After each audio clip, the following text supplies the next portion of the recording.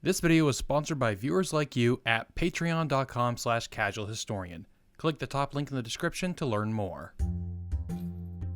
In the wake of Muhammad's death, the nascent Islamic community of Arabia was unprepared for a succession crisis. This was the first time that the Arabian Peninsula had been unified under a single political authority, and so there was no precedent for how to pass on power at this scale. They also didn't have the experience of deciding who should succeed God's chosen messenger. In his revelations, Muhammad had revealed that he would be God's last and most perfect prophet. How many times have we heard that before? This meant that whoever succeeded Muhammad would need to have his political authority and spiritual leadership, but not his direct connection with the divine. There were a number of candidates for the succession, but the two that get the most attention are his close friend and father-in-law Abu Bakr and his cousin Ali. Abu Bakr was one of the early converts to Islam, and he was even disowned by his own clan for his allegiance to Muhammad. He had also journeyed with Muhammad during his nighttime escape from Mecca to Yathrib. Ali, however, was a blood relative to Muhammad, and within the context of Arab culture, he had about as many different familial roles as one could have to another person. Ali's father was Abu Talib, the brother of Muhammad's father, Abdullah, making the two of them cousins by blood. But on top of that, Muhammad was adopted by Abu Talib before Ali was born, making the two of them brothers. And of course, he was Muhammad's son-in-law by marrying his daughter Fatima. Ali is considered to be, by many, the first male convert to Islam. And during the Prophet's nighttime escape from Mecca, Ali slept in Muhammad's bed in order to distract those who were trying to kill him. Ali was also a crucial part of numerous battles in the early days of Islam, helping preserve the Muslim forces from complete collapse at the Battle of Uhud. So needless to say, Ali had some strong credentials, but there were a few things holding him back from being the direct successor. Firstly was his age.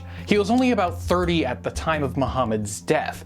In Arabian culture, leadership of a clan usually passed down to the oldest male relative of a leader. Secondly, Islam began as a movement against the clan's entrenched power structures of Mecca, and the idea that leadership should pass to Ali just because of his blood relations to the Prophet would seem to go against this message. However, given the fact that after he conquered Mecca, Muhammad gave his clan, the Hashems, perpetual control of the Kaaba.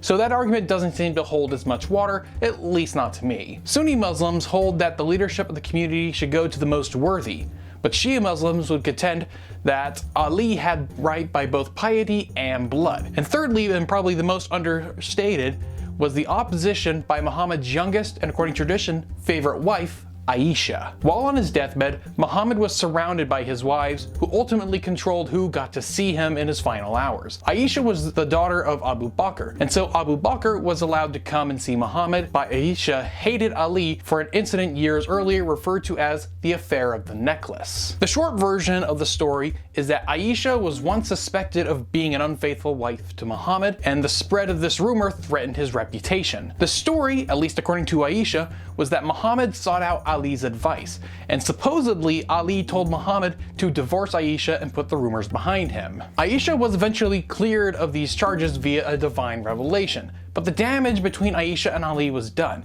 and for the rest of their lives there would be tension and struggle. On top of this, Aisha was jealous of Ali's wife Fatima. Aisha never bore Muhammad any children, but Fatima gave him 2 grandsons, and considering the value of boys in Arab culture, this must have stung Aisha fiercely. Due to all of this and more, Aisha forbade Ali from seeing Muhammad in his final hours. After Muhammad's death, Ali was finally able to be with the family and care for the body and the funeral rites. It was at this time, however, that an attempt to find a new leader was put into action. At first, the natives of Medina tried to elect their own leader, but Abu Bakr and Umar discovered this and hijacked their meeting, demanding that the new leader must be someone from the Quraysh. Some of the sources seem to suggest that the Medinans would have preferred Ali to succeed Muhammad, but the presence of Abu Bakr and Umar was overbearing. And so, with Ali nowhere to be seen, this impromptu council chose Abu Bakr to succeed Muhammad. Needless to say, Ali was upset, and at first didn't recognize the succession. Omar came to Ali's home with a number of his men in order to force Ali's submission. However, when Omar burst through the door of Ali's home, Fatima was on the other side and was violently knocked to the ground. What made the situation worse was that Fatima was pregnant at the time and later had a miscarriage. Some sources, especially Shia ones, blame Omar for this, but there's nothing about this that can be certain from the incident. After seeing what his violent action had done, Omar retreated from Ali's home. Ali eventually accepted Abu Bakr's ascendance, wanting to prevent a civil war, but one would still be had. A bunch of the nomadic tribes that had either signed treaties with or sworn allegiance to Muhammad decided to break away from the leadership of Abu Bakr. These tribes claimed that their allegiance was to Muhammad the man, not his political apparatus in Medina, and therefore they had no legal obligation to follow the rule of any new leaders in Medina. Well, Abu Bakr, on the other hand, considered these tribes breaking away as apostasy. He pushed forward a narrative that politically breaking away from the Islamic State was the same as committing apostasy, and therefore was punishable by death. This resulted in the Ridda Wars, usually referred to in English as the Wars of Apostasy, which consumed the first year of Abu Bakr's reign as Caliph. Towards the end of his reign, he sent military expeditions into Byzantine and Persian territory, but he died before the campaigns were finished. Unlike Muhammad,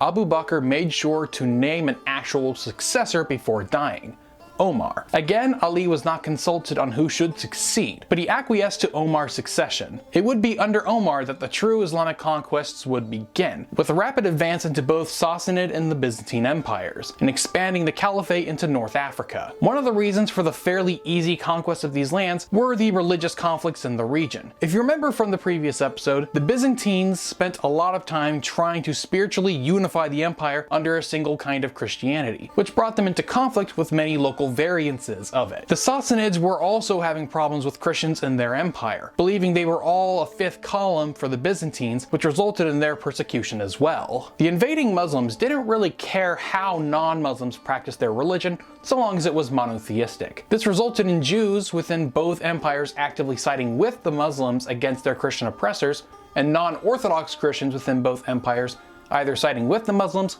or simply not resisting them. At first, the Muslims didn't want the Christians and Jews to convert to Islam due to a special tax that was placed on them called the jizya. With most of the population non-Muslim, it served as a valuable source of taxation to help fund further conquests. Omar would reign as caliph until 644, when he was assassinated by Piraz Havandi, also known as Abu Lulu in Arabic. Piraz had been a soldier in Persia, but was captured in battle by Omar and brought back to Arabia as a slave. The reason for him assassinating Omar is uncertain. Some sources claim it was revenge for Omar's conquest of Persia, other sources claim Piraz was a Christian, but Sunni sources tend to imply that he was Zoroastrian. Since he was Persian, this isn't unbelievable, but Sunni sources tend to denigrate all Persians as Zoroastrians. This denigration extends to Shia Muslims as well, who are sometimes referred to as those who worship fire, which is a reference to Persia's Zoroastrian past. Regardless of the reason why, Omar was dead, and now we needed a new caliph. On his deathbed, he appointed a council of 6 men who were to choose a new caliph from amongst themselves. This time around, however, Ali was finally placed in formal consideration for the role. But due to his own piety in refusing to vote for himself, Uthman, a member of the Umayyad clan which had once dominated the Quraysh, was elected caliph. At the time of his election, Uthman was pretty old, and most of those in the council probably assumed that he wasn't going to live very long, and so they didn't mind serving him. However, Uthman would go on to become the longest reigning of the rightly guided caliphs. Uthman was a very hands-off caliph, allowing regional governors to handle most of the day-to-day affairs, including military operations. He ensured that the military governors would stay loyal to him and theoretically the caliphate by appointing members of his clan to administrative roles. This policy was combined with a change in the laws regarding land. Under Omar, the conquered lands could not be purchased or sold to men in the military. Omar wanted to preserve peace with the local populace,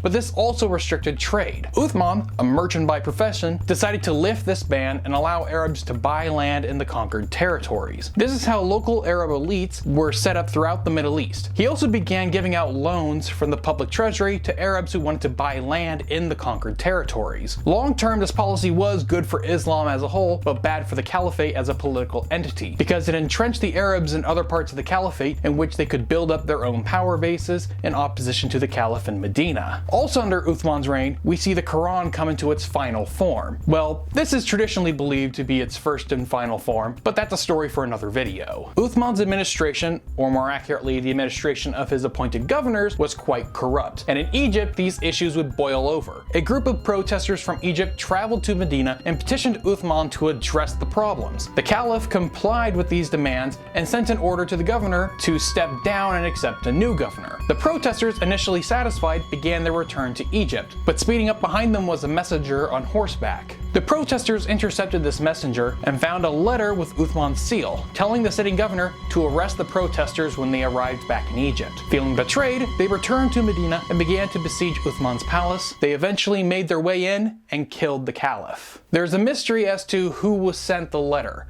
Although it did have Uthman's seal, he denied having written the letter.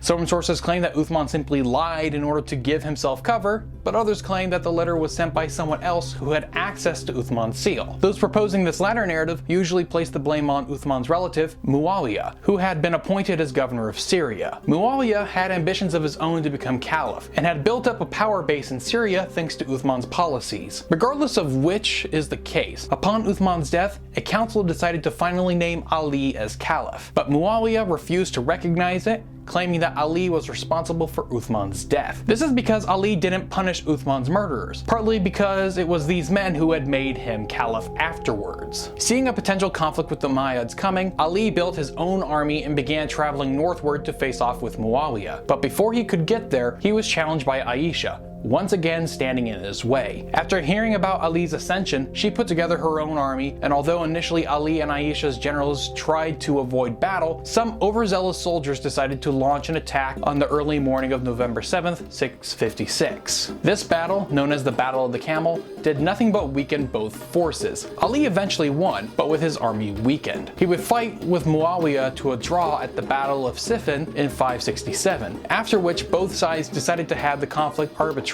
However, the arbitrator was biased towards Muawiyah, and the settlement eventually reached was that the caliphate would be split between the two. Although nobody liked this, it was the only compromise that would keep Ali as caliph and end the fighting. One of the groups not satisfied with the settlement were the Kharijites, a segment of Ali's supporters who opposed the Battle of Siffin being settled by arbitration. They believed that the results of battles were to be determined by God, not man, and by allowing the fate of the battle to be determined by a human arbiter, and subsequently giving up half the caliphate, Ali had lost his right to rule. In 659, Ali would have to fight the Kharijites at the Battle of Narwan, where he decisively defeated them on the field, but a number of them escaped and settled across modern-day Iraq. 2 years later, Ali would be assassinated by a Kharijite, thereby ending the Rashidun Caliphate. And that's where we're going to end the story for now. Make sure you're subscribed so you don't miss the next installment, where we cover the rise and fall of the Umayyad Caliphate. If you liked this video and haven't seen the first Islamic history video, go ahead and click here to watch that. You also might like my Jewish history series, which you can find the playlist for it right here. Thanks for watching, and I'll see you next time.